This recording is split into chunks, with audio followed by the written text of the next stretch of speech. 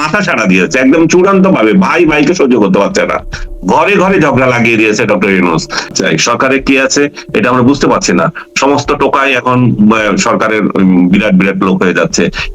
কি খাক, আমরা এতজনকে ট্যাক্স দিয়ে তো চলতে পারবো না। ডক্টর ইউনূসের এই ব্যর্থতার জন্য চাচ্ছে যে যেই আসুক, বিএনপি আসলে যে ঘোড়ার ডিম করে ফেলবে এটা মানুষ বিশ্বাস করে না, মানুষ মনে করে যে ওরাও একই কায়দায় চলবে। কিন্তু এই বললেন যে আমাদের মধ্যে একটা বিভক্তি তৈরি হয়েছে, আমরা একে অন্যকে দেখতে পারছি না, এগুলো তো ডক্টর ইউনূসের শাসন, অন্য কিছু না। ডক্টর ইউনূসের মব শাসন থেকে এটা শুরু হয়েছে, কারণ আমরা একজনকে আরেকজন সহ্য করতে পারছি না। কেন? কারণ আমাদের মধ্যে এই সংস্কৃতিটা ঢুকে গেছে।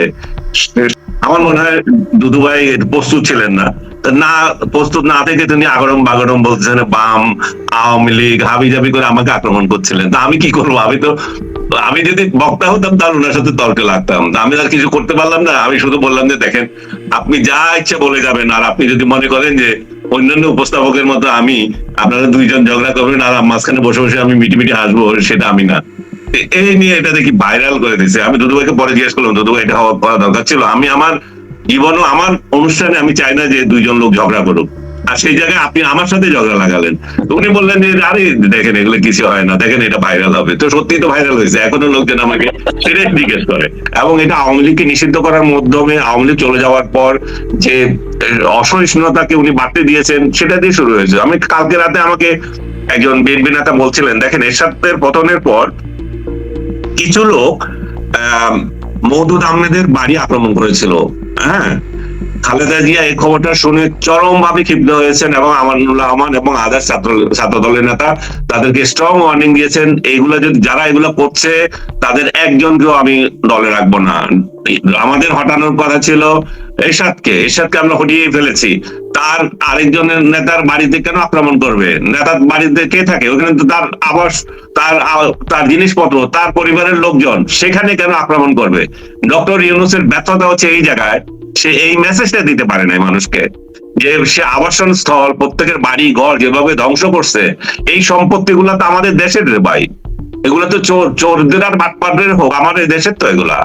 আপনি এইভাবে ধ্বংস করার জন্য ডক্টর ইউনূস দিয়েছে। যাই হোক, আমি আর বেশি কথা বললাম না এই বিষয়ে, কারণ এগুলা আবার অনেকে মনে করে যে এগুলো আপনি বোধহয় রাজনৈতিক দলদের সাপোর্ট করছেন, কোন ইয়েকে না, এটা দলের বিষয় না। এটা যদি জামাত নেতার বাড়ি হয় আপনি পুড়ে দেওয়ার অধিকার রাখেন না, তাই না? আওয়ামী লীগ এটা রাখে না, বা আওয়ামী লীগের লোকজনের বাসা আপনি পুড়ে দিতে পারেন না।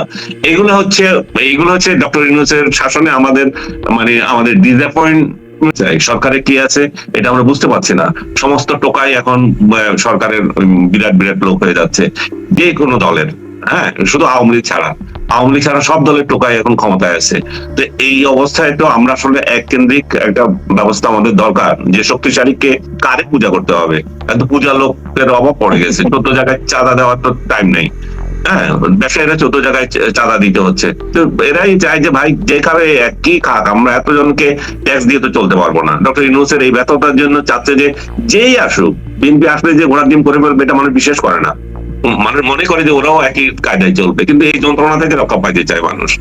সেদিক থেকে ডক্টর ইউনূস যত তাড়াতাড়ি সম্ভব যদি ক্ষমতা দিয়ে যান, এবং ওনার সংস্কারগুলো যেগুলো উনি করছিলেন এগুলো তো অনেকটাই আমি মনে করি যে প্রস্তাবগুলো এসছে অনেকটা পজিটিভ এসছে। আলী রিয়াজ কমিটির সাথে যে বৈঠকগুলো হচ্ছে সেই বৈঠকগুলো যথাযথ আমি মনে করছি যে আগাচ্ছে। ঈদের পরে আমার মনে হয় যে একটা কংক্রিট রেজাল্ট আমরা হয়তো পেয়ে যেতে পারি। সেক্ষেত্রে ডিসেম্বরের মধ্যে যদি ইলেকশন হয়ে যায় খুবই ভালো। কিন্তু ডক্টর ইউনূস সরকারের অভ্যন্তরে যে সমস্ত লোকজন আছে, কিংবা ওনারও অন্য কোনো নকশা থাকতে পারে, যে এদের মতলব আছে যে ইলেকশন ডিসেম্বরের মধ্যে দেবেই না। এরা ঠেলে ঠুলে আমার যেটুকু ধারণা এপ্রিলের দিকে ইলেকশন দিতে পারে, কারণ এপ্রিলের দিকে এরা ইলেকশন দিতে পারে, ওখানে সময় পরীক্ষা, তারপরে ঈদ সবগুলো পার করে গিয়ে ওইখানে দেবে। এবং এর সাথে জামাতের গোপন আঘাত আছে, জামাত এপ্রিলেই চায়, জামাত বহুবার বলছে ঈদের পরে ইলেকশন, ওরকম একটা ইয়ে আছে জামাতের সাথে এদের সুর মিলে। আর এনসিপি তো ওনার পকেটে আছে, এই দুটা দল যখন চাইবে যে ঠিক আছে এপ্রিলে হোক ইলেকশন, আমার সমস্যা নাই, তো এই ঠেলে ঠেলে ওইখানেই নিয়ে যাবে। এবং ডিসেম্বরের মধ্যে ইলেকশন করতে পারবে কিনা আমার খুব সন্দেহ, যদি না চরম কোনো চাপে না পড়ে। চাপ না দিলে এই সরকার ডিসেম্বরে। কিন্তু একটা কথা আপনি কি খেয়াল করেছেন, তারেক রহমানের একটা বক্তৃতা আমি শুনলাম, উনি কিন্তু বলেছেন যে 31শে ডিসেম্বরের পর একদিনও না, 31শে ডিসেম্বরের আগে হতে হবে, উনি কিন্তু একদম উল্লেখ করে বলেছেন। তাহলে চাপটা কি আসতে পারে কিনা? চাপ তো আসবেই। আমি ওই 31 একদম স্পষ্ট করছে আমি দেখি নাই, তো একই কথা, উনিও তো বলছেন যে 31-এর ইয়ের পরে, মানে কি বলে 30শে জুনের পরে একদিনও না। তো ঠিক আছে, একই লাইন তো এটা, 30শে জুনের পরে একদিনও না, আর 31শে ডিসেম্বরের পর একদিনও না। আমরা তারেক রহমানের পক্ষে, আমরা 31শে ডিসেম্বরের পর একদিনও চাই না। তো আমরা এই জন্যই চাই না, সেটা ব্যাখ্যা করেছি কেন। অনেকে বলবেন যে তারেক রহমান ক্ষমতা আসতেছে, আপনারা বোধহয় লাইন লাগাচ্ছেন, বা আমাদের লাইন লাগানোর দরকার নেই, আমাদের লাইন, আমরা যে লাইনে চলবে তার লাইনে আছি। আচ্ছা, আরেকটা কথা, আমি এখন একটু পলিটিক্স এর বাইরে একটু যাই। আমার মনে আছে যে 2.5 মাস আগে যখন আমাদের ঈদ উল ফিতর হলো, তখন সেই সময় একটা কথা বলে খুব সবাই আত্মতৃপ্তি পাওয়ার চেষ্টা করেছেন সরকারের লোকেরা, যে এবার ঈদ যাত্রা খুবই স্মুথ হয়েছে, খুব ভালো হয়েছে এরকম। এবার যখন এদের ছুটি ঘোষণা করা হলো, প্রায় 10 দিনের লম্বা ছুটি, তখন কিন্তু আমরা বলা বলি করেছিলাম যে এবারও তারা নিশ্চয়ই খুব স্মুথ হবে, কারণ লম্বা ছুটি মানুষ আস্তে আস্তে যাবে। কিন্তু বাস্তবে কিন্তু আবার তার দেখলাম না।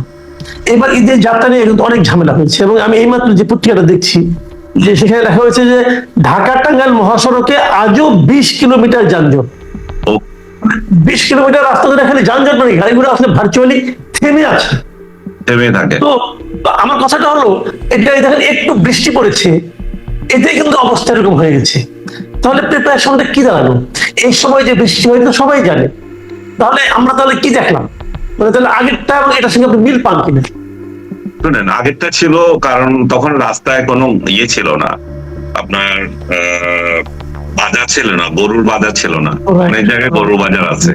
আর দ্বিতীয়ত বর্ষা ছিল না, তখন একটা স্মুথলি গেছে। এখন এগুলা আবার ওই বর্ষার কারণে রাস্তাঘাটের অবস্থা খারাপ হয়েছে। আমি তো ঢাকা ময়মনসিংহ রোডের নিউজটাও দেখলাম, তো আসলে রাস্তার অবস্থা খুব খারাপ।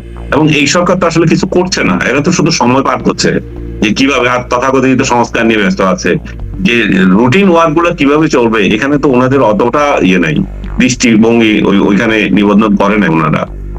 এটা তো সত্য যে কিভাবে ওই মিনিস্ট্রিটা কিভাবে সচ্ছল থাকবে, এই মিনিস্ট্রি কিভাবে সচ্ছল থাকবে, তা তো না। ওনাদের কিছু আছে চুরিদারিতে, আর কিছু আছে যে সময় কাটাচ্ছে, উপদেশটা বিরাট বিরাট পা করছে, এই যে একদম এনজয় করছে তারা, তাদের জনগণের সেবার জন্য এখানে দাঁড়িয়ে আছে, তা না। সংস্কার কর্মসূচিতে ওনাদের মনোনিবেশ আছে, সেখানে কোনো ইয়ে নাই। সেটাও কতটুকু করবে মানুষের তো সন্দেহ আছে, কিন্তু দৈনন্দিন যে একটা রেসপন্সিবিলিটি, যখন এমন যদি হয়তো আমরা কাদের মিয়ারে বলতাম যে এই আপনার রাস্তা এরকম কেন, বা ওনারে প্রধানমন্ত্রী বলতেন লোকজন কেন যাইতে পারতেছে না, এখন তো ওইগুলো নাই। এখন তো কাদের মিয়া আছেন কলকাতায় মহারামে, আর এদিকে আপনি যেহেতু কাদের মিয়ার কথা বললেন ওই প্রসঙ্গটা, আজকে দেখলাম যে কাদের মিয়া বিবিসি কে সাক্ষাৎকার দিয়ে বলেছে যে উনি নাকি এখনো দলের সাধারণ সম্পাদক। যে দলের রাজনৈতিক কর্মকাণ্ড নাই, যে দলের শীর্ষ নেতৃত্ব কেউ দেশে নাই, পালিয়ে গেছে, নিজ দায়িত্বে পালিয়ে গেছে, যে দলের নেতা কর্মীরা দেশে খুবই কষ্টের মধ্যে দিন যাপন করছে তাদের এই শীর্ষ নেতৃত্বের কারণে, সেই দলের কাদের মিয়া এখনো সাধারণ সম্পাদক, এটা বেশ জোর গলায় বলছেন। এটা দেখেছেন কিনা? উনি তো মানে গ্রামাটিক্যালি কারেক্ট উনি, কারণ উনি বলছেন যে ডিসেম্বর পর্যন্ত আমাদের মেয়াদি আছে, সো আমি আছি, উনাদের যতদিন চাটাপিটা করে শেখ হাসিনা বিদায় না দিবেন, কিংবা এই জনগণ যারা এই তৃণমূলের যে সমস্ত লোকজন এদেরকে নেতা নেত্রী মানে, তারা এদেরকে বিদায় না দিবে, তারা যদি না বলবেন যে আপনারা ব্যর্থ হয়েছেন, ব্যর্থতার পরে পদত্যাগ হচ্ছে জরুরি। ডিসেম্বর মাস পর্যন্ত আপনারা থাকবেন সেটা তো লিখিত বিষয় না, তখন আর থাকে না। যখন সরকার পতন হয় তখন সবকিছু পতন হয়, তখন নতুন করে কিছু করতে হয়। এদের মাথার মধ্যে তো এটা নাই। ওই কাদের মিয়াও সেই ডিসেম্বর ধরে রাখছেন, এরাও ধরে রাখছে, যেহেতু মেয়াদ অতটুকু আছে, এরা তো ধরে রাখছে। শেখ হাসিনা সেই 24 থেকে আরো 5 বছর পূরণ করবো, এরপর 5 বছর পরে এসে উনি আবার বলবেন যে আমি তো এখনো প্রধানমন্ত্রী, তো সেই স্টাইলে আর কি। শেখ হাসিনাও তো নিজের পথ ছাড়ার প্রয়োজন মনে করছেন না, তাহলে কাদের মিয়ারে আপনি কি বলবেন? কাদের বলে তো লাভ নাই, সবগুলো তো একই অবস্থা। একটা জিনিস লক্ষ্য করেছেন, আমি এটা বলি, আপনি এটা শেষ প্রশ্ন আমার, এই যে ওবায়দুল কাদেরের আমরা একাধিক ইন্টারভিউ দেখলাম অনলাইনে, এবং শেখ হাসিনারও কিছু কিছু টেলিফোন সংলাপ আমরা শুনি, মাঝে মাঝে টেলিফোনে কথা বলেন। তো একটা জিনিস আপনি খেয়াল করেন, এই দলগুলির মধ্যে এই যে শীর্ষ নেতৃত্ব, এদের মধ্যে কিন্তু কোনো ধরনের অনুশোচনা নাই, দলের সাধারণ মানুষের প্রতি, জনগণের প্রতি কোনো ধরনের তাদের ক্ষমা প্রার্থনার মনোভাব দেখা যায় না, গলার টোনে কিংবা কথায়। এমনকি নিজের দলের যারা নেতাকর্মী আছে তাদের জন্য কিন্তু ওনাদের কোনো ওই একই ধরনের একই ভঙ্গিতে মনে হয় তারা এখনো ক্ষমতায় আছে। এই মানসিকতাটা কেন? এটা ইনহেরিট। এগুলো আপনি শুধু শেখ হাসিনা এবং আদার্স বলতেছেন, আপনার চারপাশে যেগুলোর সাথে ওদের সাথে কথা বলে দেখবেন একই মেন্টালিটি। ওরা রিগ্রেট বলে কোনো কিছু নাই ওদের কাছে। এখন বলতেছে আমরা দেশে এসে রিগ্রেট করব। দেশে এসে যে জামাতিরাও তো বলতেছিল ওরা ক্ষমা চাইবে, 54 বছরও চলে গেছে, ওরাও ক্ষমা চায় নাই। আওয়ামী লীগ যে রিগ্রেট করবে, কিসে রিগ্রেট করবে? আমি মনে করি না যে জামাত আর আওয়ামী লীগের যে স্বাধীনতা যুদ্ধ আর এখানে অভ্যন্তরীণ আমাদের যে দেওয়া, দুটো এক জিনিস না। তারপরও ক্ষমা তো মানুষ জনগণের কাছে চাইতে হয় যখন জনগণের দল করবেন। এদের মেন্টালিটি তো নাই, এবং শেখ হাসিনা যখন নাই তখন বাকিদের কেন থাকবে?